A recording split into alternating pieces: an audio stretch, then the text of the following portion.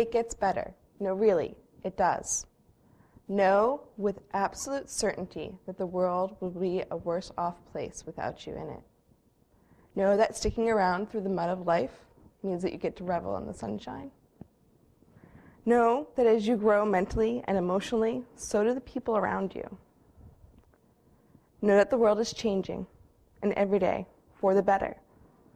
Please be here to experience it. Be the person who changes it. I won't lie and tell you that the future is all sunshine and roses. It isn't, but it does get better.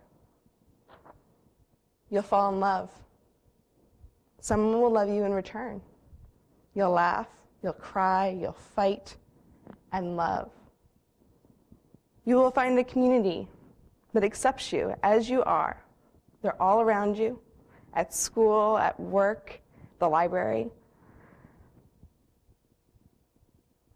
You can find us online and all over the world. People around you will surprise you. You'll be amazed at how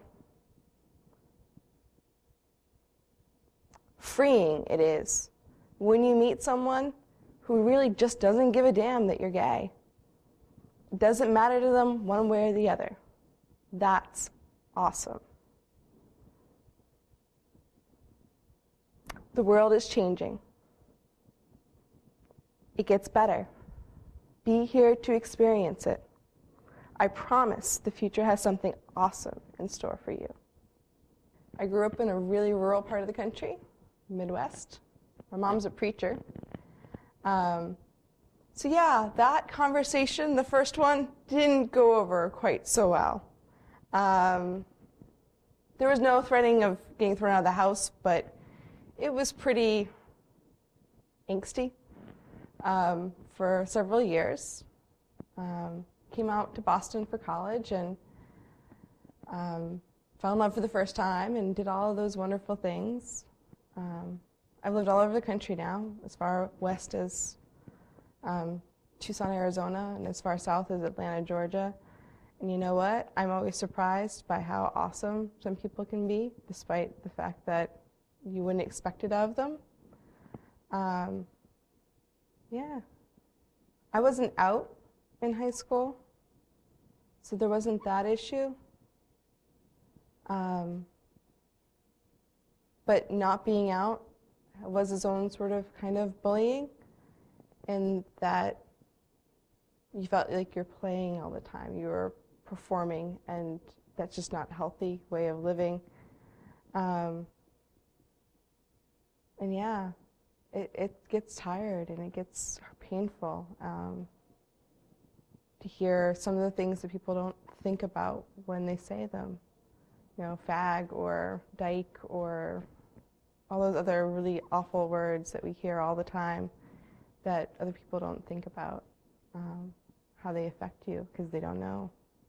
I think I had my first conversation with the idea that maybe perhaps I might like girls, maybe in middle school with one of my best friends, but I didn't come out and I wasn't like totally aware until later on.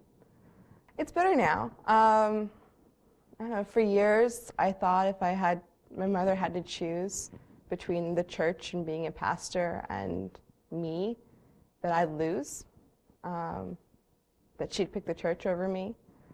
I was convinced of this, absolutely positively convinced of this, and it wasn't until a couple of years ago that we actually had the knockout, drag-out fight where she said, no, of course I'd pick you.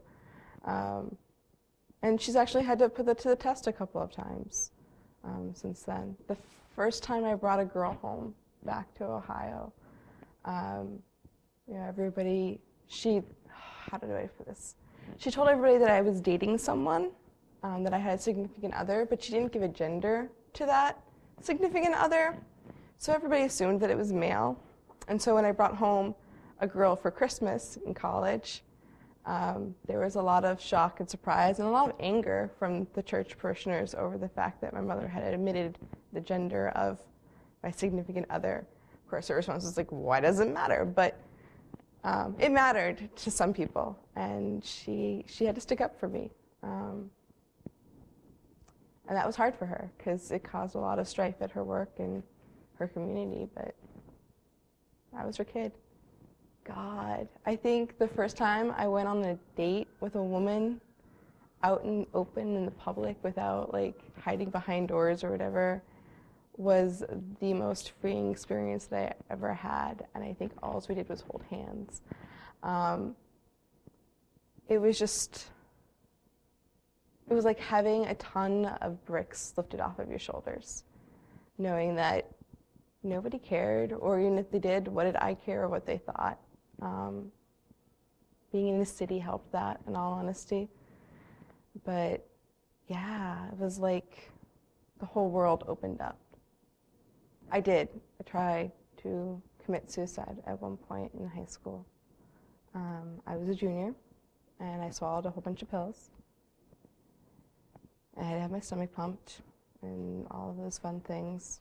And I say that very, very sarcastically.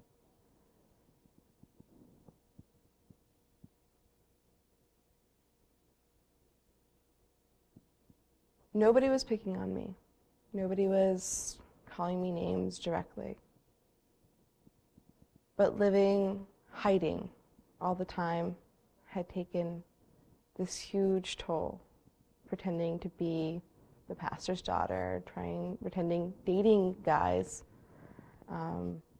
even though I wasn't really interested in doing things with said guys because that was expected, even though that really wasn't my thing.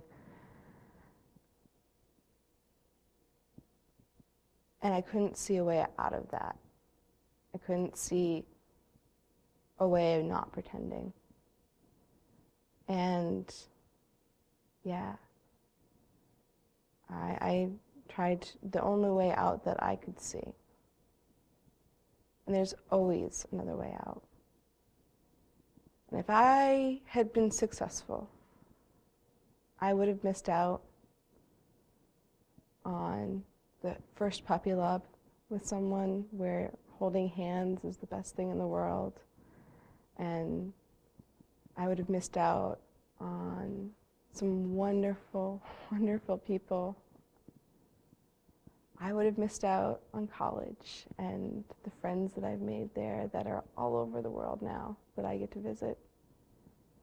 I would have missed finding a partner in life, someone whom I expect to grow old with and who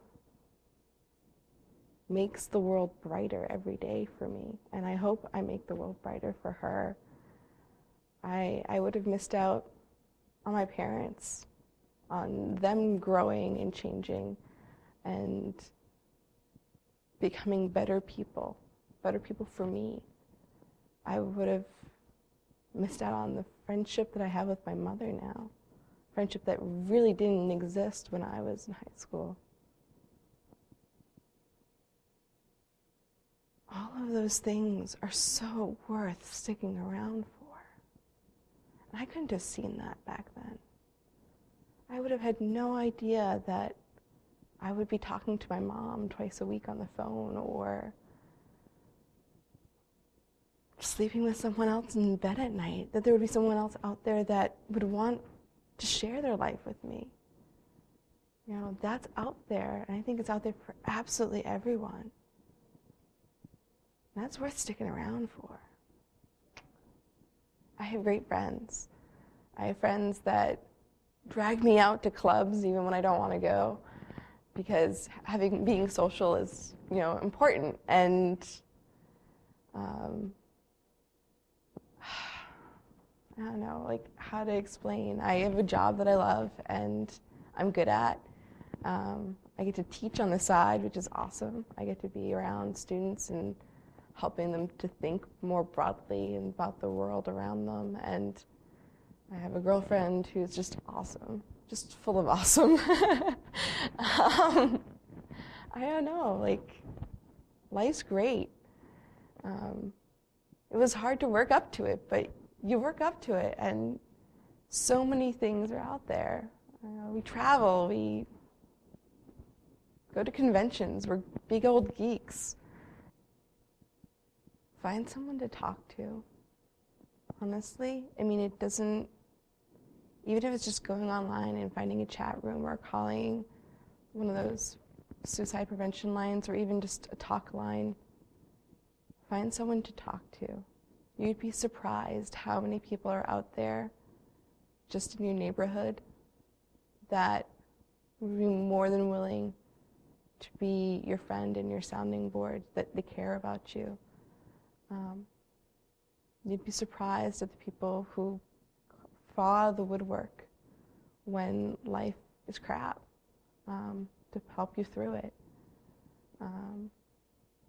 Weirdly enough, when I was going through that part of my life, when life sucked, it wasn't necessarily the closest of friends that came out of the woodwork to help. It was the acquaintance from science class that were partnered in once time, I don't even remember for what, and we missed you, where were you? You know, I look forward to seeing you again. That meant the world to me. And guess what?